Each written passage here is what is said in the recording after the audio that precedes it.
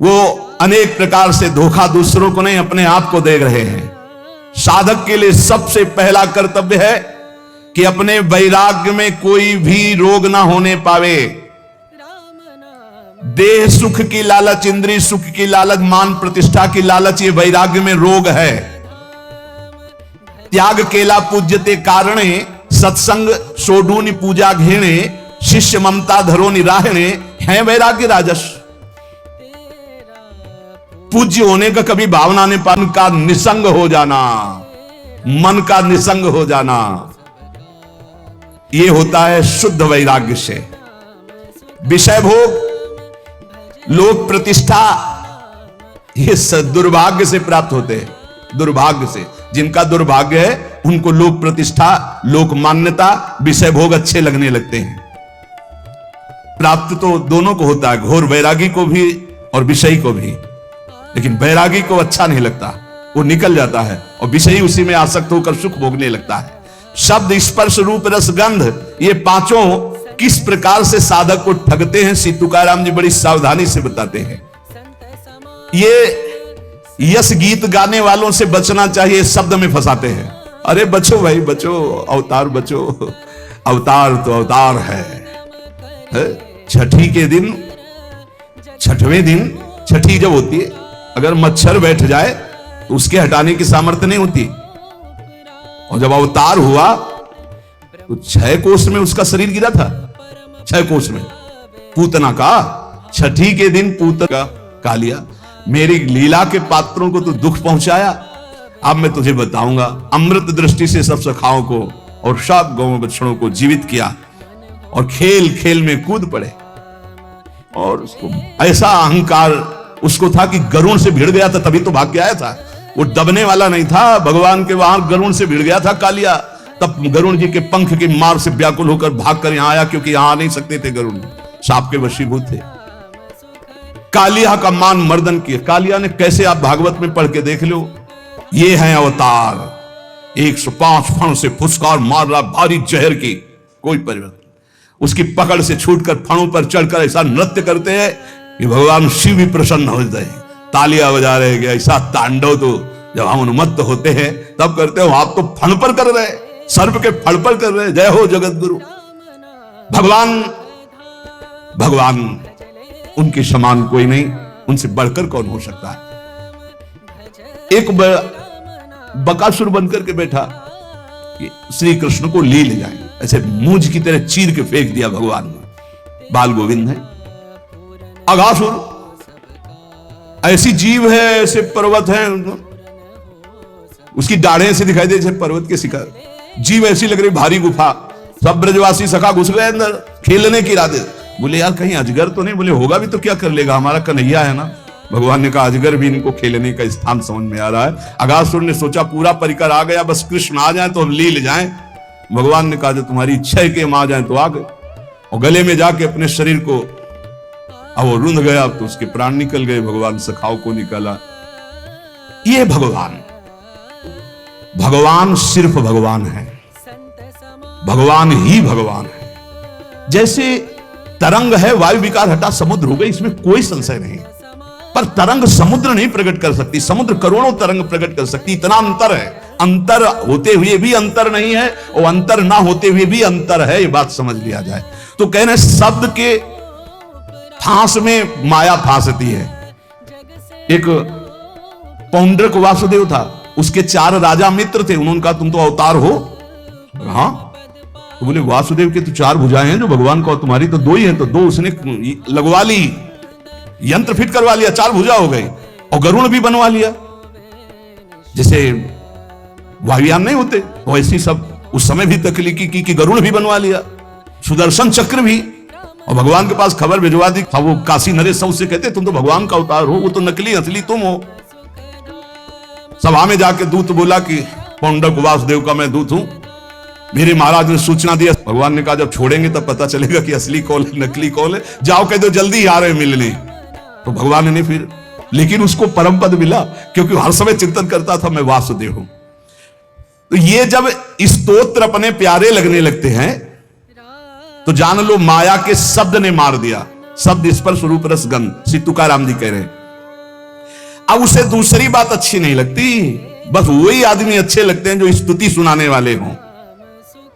ये जो नाना प्रकार की सुख सुविधाएं हैं, ये मत समझो कि बड़े भाग्य हैं।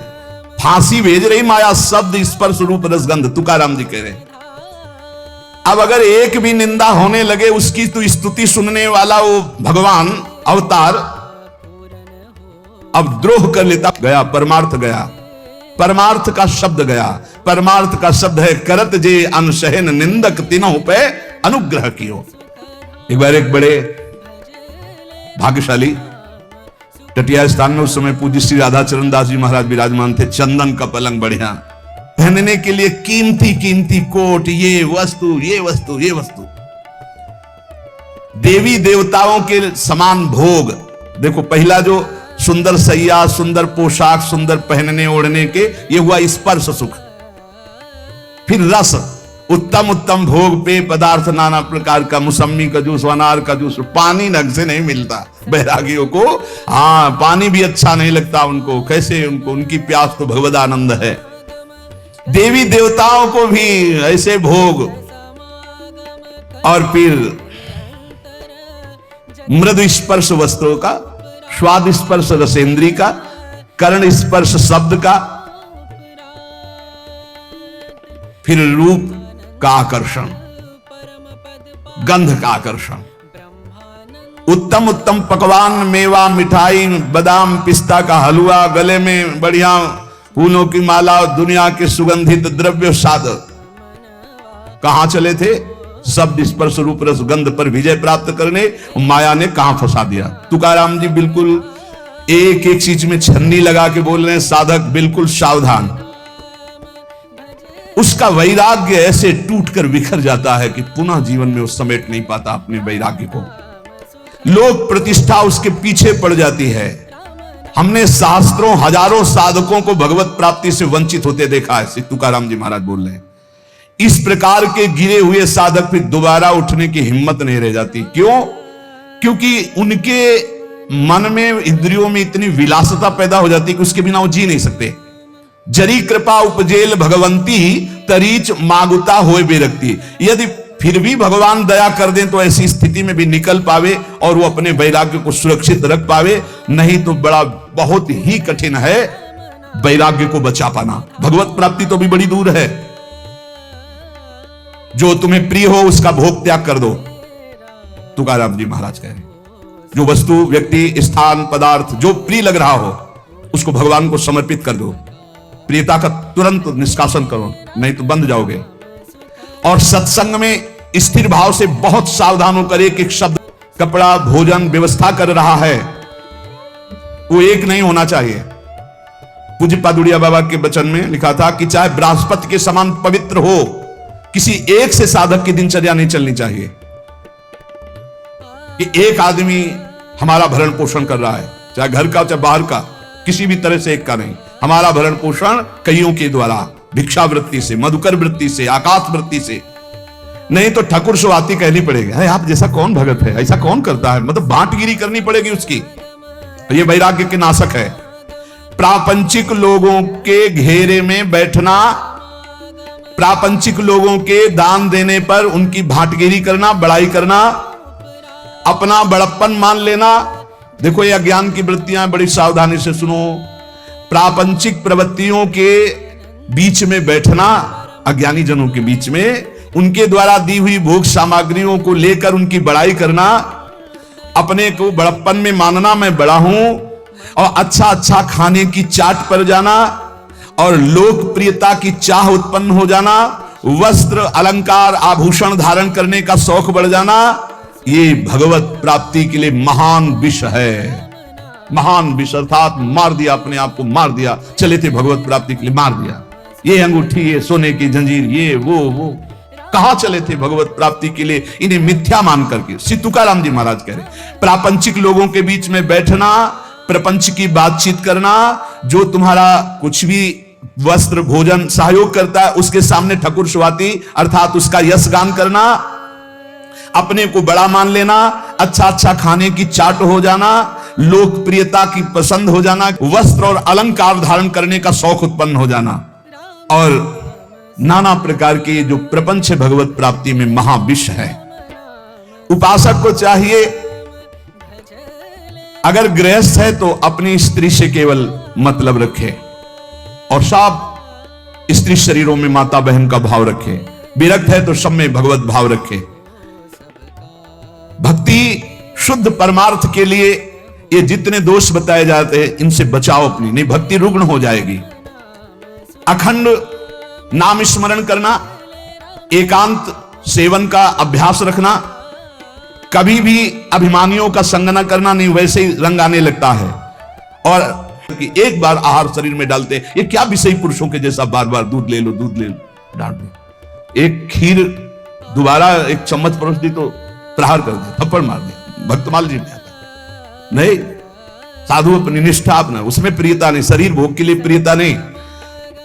जिनका लुजलुजा स्वभाव होता है, जिनकी चलन चाल ढील होती है, उसको माया फंसा लेती है। इसलिए बैरागी कैसा बैरागी होना चाहिए? नारियल के फल जैसा, अंदर एकदम मलाई जैसी कच्ची गरी, ऊपर देखो झूठ कठोर खपर, बस ऐसा ऊपर से ऐसा झाकर नजर आना चाहिए कि भैया नजदीक, वो अंदर माला माल, अंदर एकदम हृदय कोमल। श्री तुकाराम जी कहते हैं जिसका ज्वलंत वैराग्य होगा वही अंतरंग में घुसे हुए चोरों को पकड़ पकड़ कर सावधानी पूर्वक बाहर फेंकेगा, और जिसका चित्त शुद्ध हो गया तो पांडुरंगा उसके चित्त में ही प्रकाशित हो जाता है। इसलिए साधक सदा चौकन्ना रहो। बहुत देखना, बहुत सुंदर बात करें, चौकन्ना कैसे? जैसे मार्ग भयावह हो तो बिल्कुल सावधान, कोई आगे पीछे प्रहार करने वाला तो नहीं है, ऐसे साधक चले।